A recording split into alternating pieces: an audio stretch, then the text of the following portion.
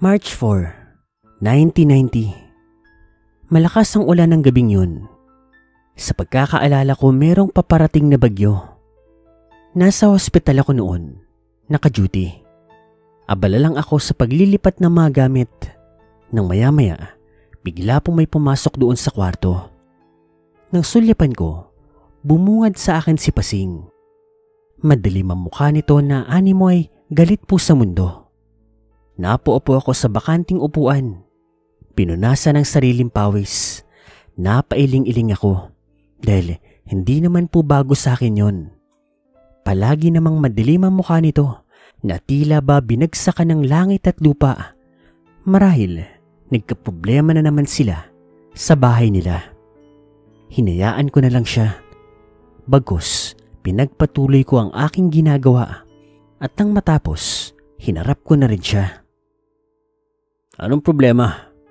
Akala ko ba nakauwi ka na? Nakita ko kasi. Ha? Ano? Sinong nakita mo? Wala. Tapos ka na ba? Sabay na tayong umuwi. Tapos na ako. Sandali, kukunin ko lang yung bag ko sa kabilang silid. Sige, samahan na kita. Teka, bago natin ipagpatuloy ang kwento, magpapakilala muna ako sa inyong lahat. Ako po si Dalisay, Sir Paul. Solido ako nakikinig sa channel mo. Sa pagkakataon na ito, ako naman ang nagnanais na magbahagi ng kwento.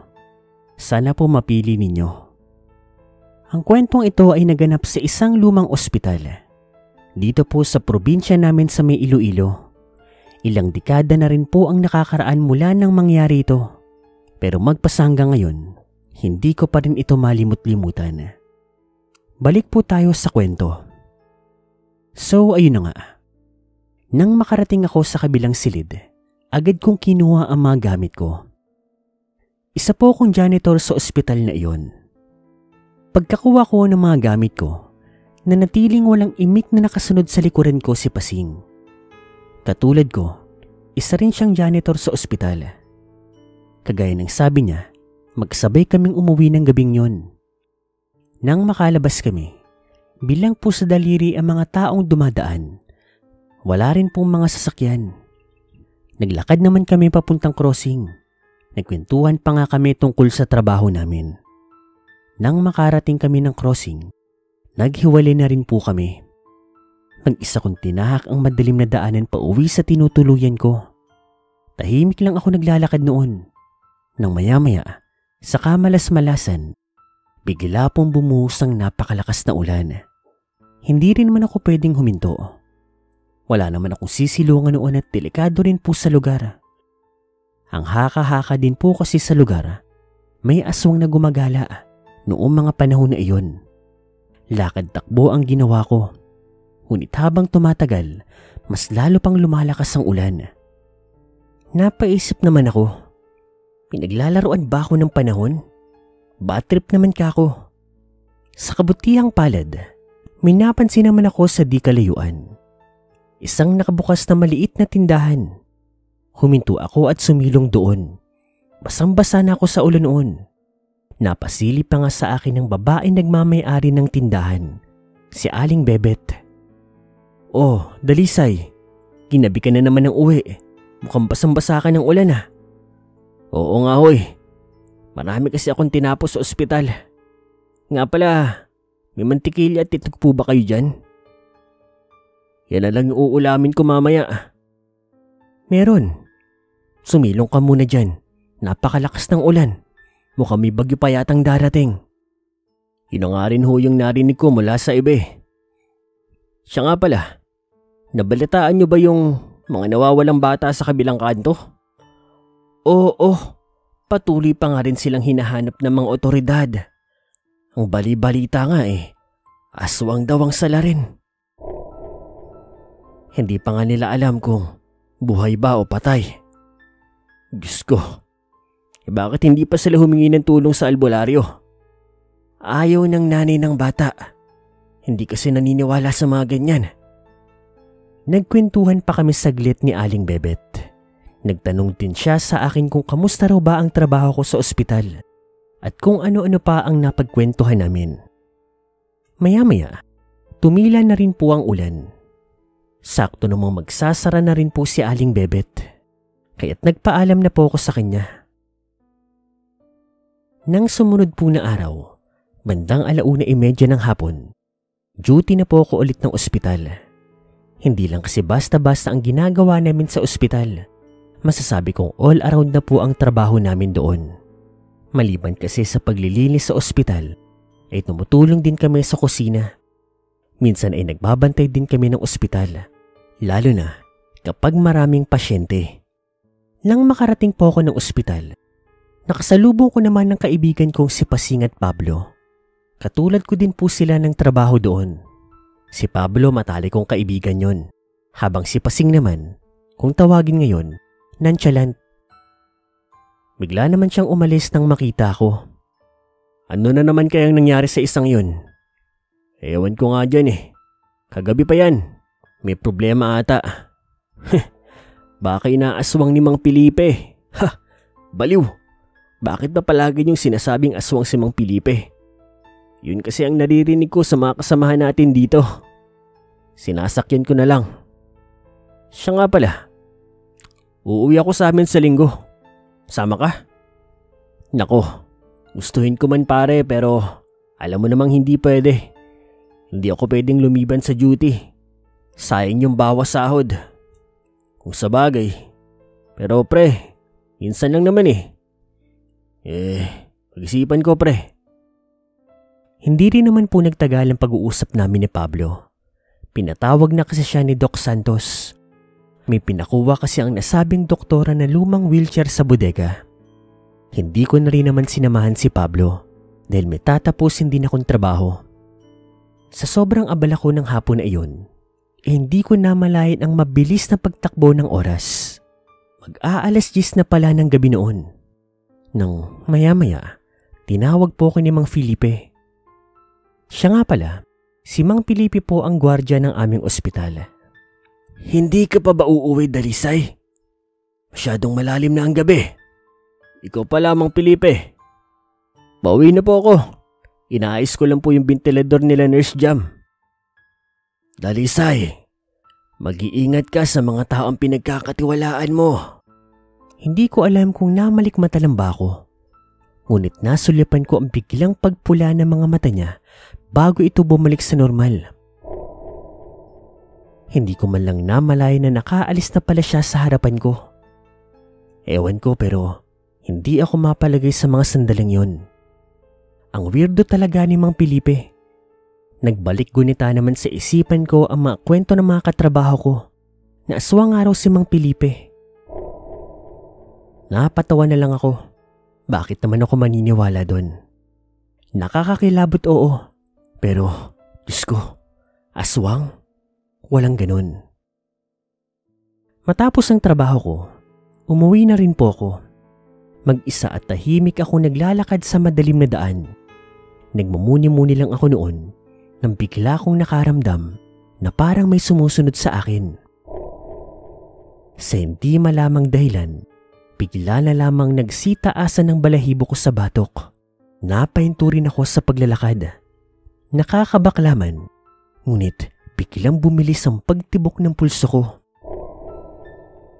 Sino yan? May tao ba dyan? Lumipas ang ilang saglit. Wala akong nakuhang tugon. Napakamot na lang ako sa ulo. Baka ka ako, aso lang yun o pusa. Nang hahakbang na po ako, bigla pong may sumulpot sa aking harapan. At walang ano-ano, inatake ako ng kung ano mang yun. Sa sobrang pagkabigla ko, hindi ko na nakita kung sino o ano yun. Madilim din kasi sa nilalakaran kong yun. Wala rin pong sinag ng buwan. Basta nakailag na lang ako sa kalmot nito. Tapos, napabagsak po ako dahil dun. Napasigaw pa nga ako kasi. Akala ko nakailag ako. Pero sa pisngi ko, may dugo. Mukhang nakalmot talaga ako. Napasigaw ako muli nang bigla na naman akong inatake. Pero sa pagkakataon na yon, sinubukan kong protektahan ang sarili ko. Kahit nangihina, inipon ko ang buo kong lakas. At kahit madilim, nakikita ko na para itong tao. Nang makakuha ng tiyempo, buong pwersa ko itong sinikmurahan. Dahil doon, napaalis ko siya sa pagkakadagan niya. Sinamantala ko naman yun para bumangon at tumakbo papalayo. Pero hinabol niya ako. Tapos inatake niya rin ako. Napahawak pa nga ako sa braso ko sa pagkakakalmot niya. Ramdam ko na ang pagdurugo nito. Litong-lito ko sa mga sandaling yon. Hindi ko rin alam kung ano ang gagawin ko. Isa lang ang nasisiguro ko sa mga sandaling yon. Ano mang pagkakamali ko, ay tiyak na kamatayan ko. Sino ka? Layuan mo ako! Tulong! Tulungan niyo ako!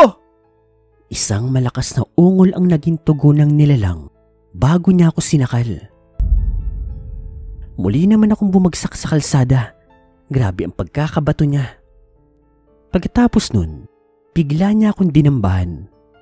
Sa mga sandaling yun, sigurado ako, hindi normal na tao ang nakadagan sa akin. Isa itong nilalang. At ayoko man paniwalaan sa mga sandaling yun, isa yung aswang. Akala ko yun na ang katapusan ko. Ngunit maya-maya, naramdaman ko na lamang na unti-unting gumaan ang pakiramdam ko. Nawala ang bigat na nakadagan sa akin. Napaupo ako. Napahawak ako sa aking leeg. Hoy! Bitawan mo si Dalisay! Ako ang harapin mo! Pamilyar sa akin ang boses na yon. At kung hindi ako nagkakamali, kay Mang Felipe yon, ang gwardya ng ospital namin. Pagkasigaw niya po noon, bigla na lang po ako nakarinig ng komosyon. Hindi ko nga lang nakita kung ano nangyari. Basta, natumba po yung nakadagan sa akin kanina at nakita ko po ito na nakahandusay. Lumapit naman si Mang Felipe sa akin. Tinulungan niya akong makatayo. Ayos ka lang ba? Mang Felipe, mabuti ho niligtas niyo ako.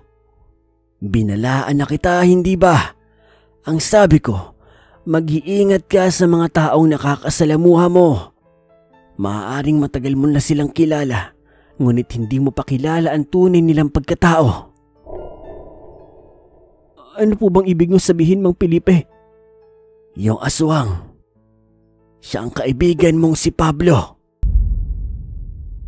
Hindi ako makapaniwala doon. Ang hirap paniwalaan. Malamang, alam na rin ni Pasing na aswang si Pablo. Natatakot lang itong sabihin sa'yo. Mabuti pa at sumama ka muna sa akin. Gamutin natin ang sugat mo. Pero si Pablo po, ahayaan na lang po ba natin siya?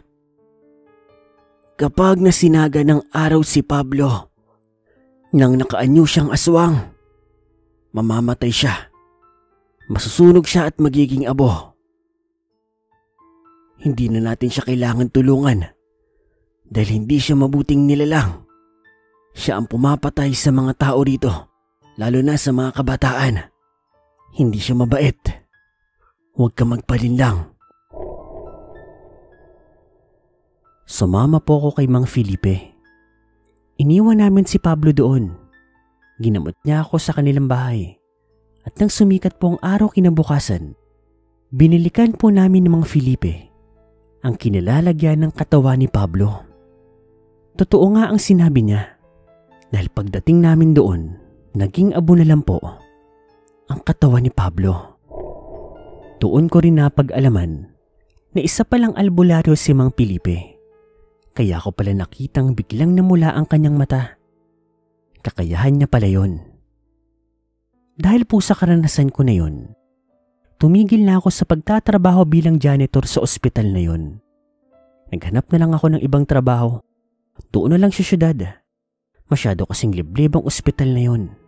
Delikado, nakakatakot. Sa ngayon po, abandonado na ang ospital na yon. Ilang taon lang kasi makalipas po ang karanasan ko na iyon. Nagsarado na rin po ito dahil sa pagkalugi. Hanggang dito na lang ang kwento ko. Sana natakot ko kayo.